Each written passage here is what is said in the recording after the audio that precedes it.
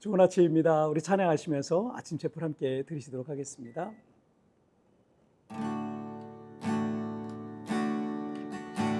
진실하게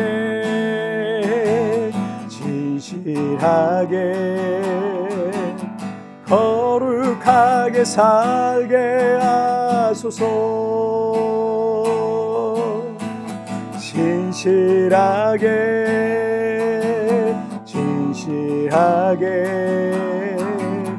거룩하게 살게 하소서. 하나님 나의 마음 만져주소서.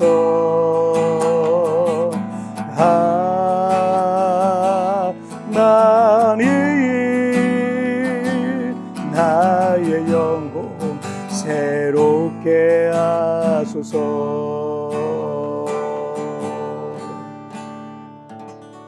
아멘. 자, 우리 같이 기도하시겠습니다.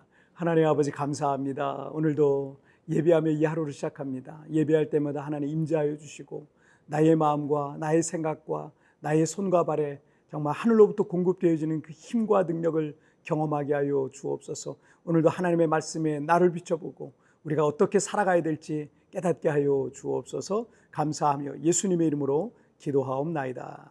아멘. 자, 오늘 우리에게 주신 하나님의 말씀은 느헤미야 7장 1절부터 4절까지의 말씀 제가 봉독해 올리도록 하겠습니다. 성벽이 건축됨에 문짝을 달고 문지기와 노래하는 자들과 레위 사람들을 세운 후에 내 아우 하나니와 영문의 관원 하나냐가 함께 예루살렘을 다스리게 하였는데, 하나냐는 충성스러운 사람이요 하나님을 경외함이 무리 중에서 뛰어난 자라. 내가 그들에게 이르기를 해가 높이 뜨기 전에는 예루살렘 성문을 열지 말고 아직 파수할 때 곧 문을 닫고 빗장을 지르며 또 예루살렘 주민이 각각 자기가 지키는 곳에서 파수하되 자기 집 맞은편을 지키게 하라 하였노니, 그 성읍은 광대하고 그 주민은 적으며 가옥은 미처 건축하지 못하였음이니라.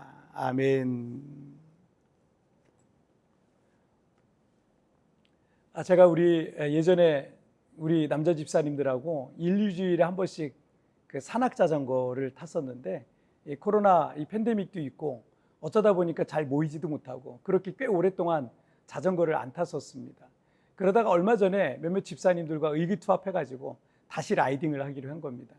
오랫동안, 정말 굉장히 오랫동안 세우던 이 자전거는 바람이 다 빠져가지고 펌프로 바람을 넣는데 계속 바람이 새나가더라고요. 문제가 생긴 거죠. 그래서 자전거포에 갔더니 타이어를 비롯해서 이것저것 몇 가지를 좀 손을 보고 수리를 해야만 했었습니다.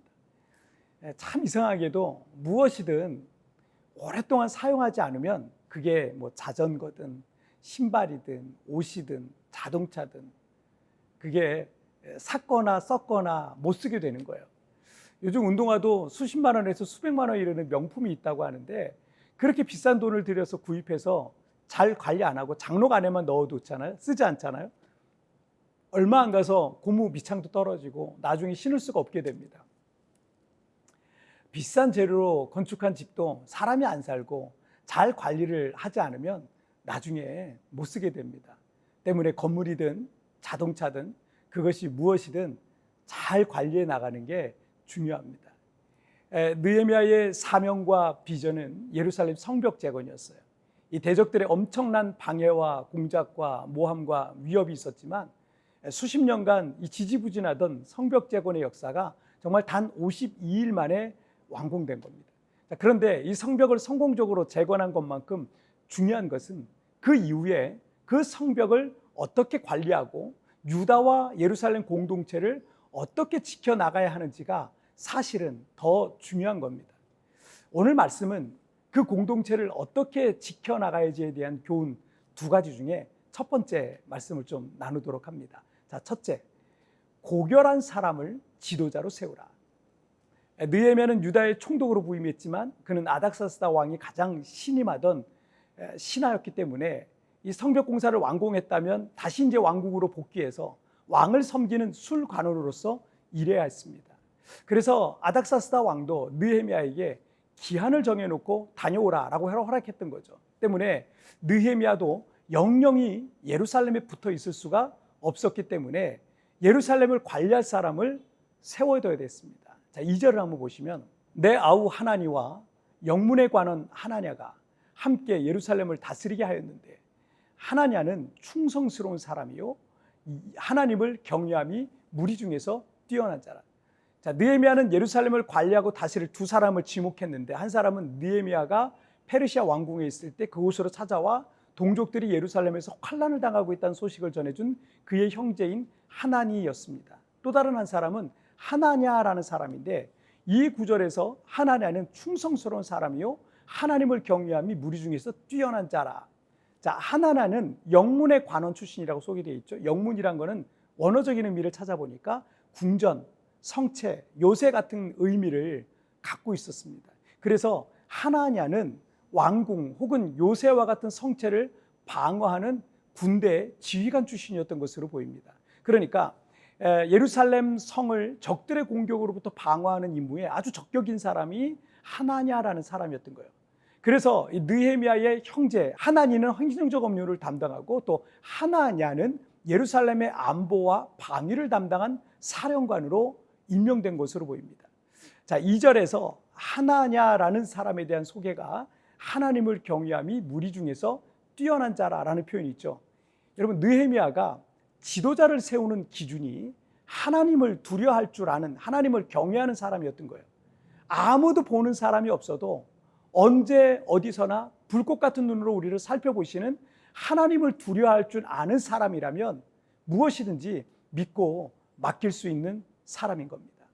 그리고 하나냐에 대한 소개 중에 하나냐는 충성스러운 사람이요 라고 되어 있는데 여기서의 충성이란 말의 영어 성경을 찾아보니까 성실, 정직, 고결, 청렴이란 단어를 사용하고 있었어요. 우리가 잘 쓸 일이 없어서 조금은 낯선 단어일 수 있는데 고결이란 단어, 고결한다는 뜻이잖아요. 이 고결이란 단어의 한자어는요 높을 고자에 깨끗할 결자를 쓰고 있어요. 성품이 고상하고 순결하다라는 뜻입니다. 지도자의 자격 중에 분명 능력이 중요합니다. 지도자가 무능하면 백성들이 고생할 수 있어요. 그런데 아무리 똑똑하고 능력이 있다 할지라도 그 사람의 인격이 바르지 않으면 그는 뛰어난 능력으로 가장 지능적으로 자신의 이기적 욕심과 탐욕을 채우는데 악용할 겁니다. 미국의 정치인 중에 미국인들이 지금까지 가장 존경하는 대통령 1위로 꼽는 사람이 에이브라함 링컨이잖아요. 그 아브라함의 링컨의 말로 알려진 명언 중에 하나가 역경은 대부분의 사람이 견뎌낼 수 있는 것이다. 그러나 한 사람의 인격을 시험해 보려면 그에게 권력을 줘봐라.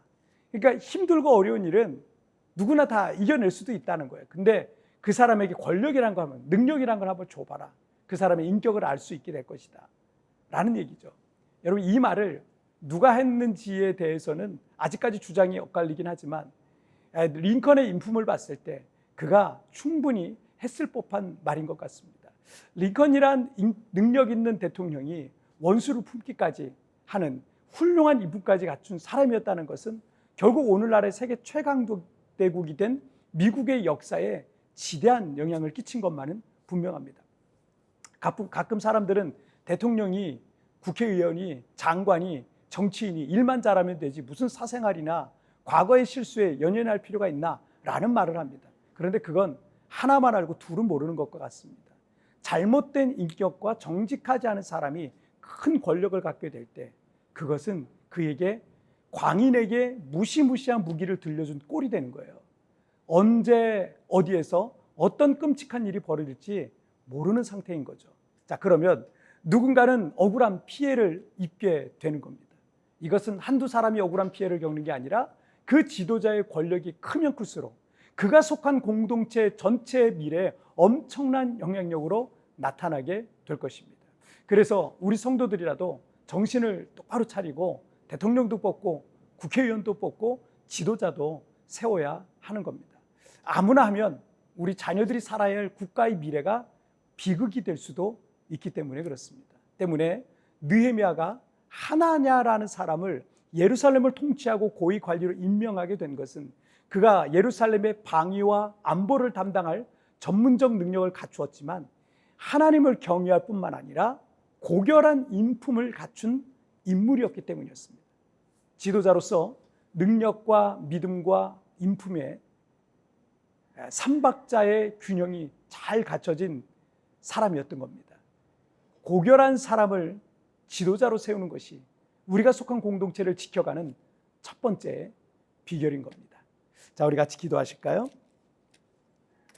살아계신 하나님 아버지 감사합니다. 오늘도 하나님께서 우리에게 주신 말씀과 같이 공동체를 어떻게 지켜나가야 될까? 우리 공동체, 가정과 교회와 또 사회와 더 나아가서 나라와 민족까지 우리 공동체를 어떻게 지켜나가야 되는 가장 첫 번째 요소를 고결한 인품을, 고결한 믿음을 가진 사람이어야 한다는 것을 오늘 말씀을 통해서 배우게 됩니다.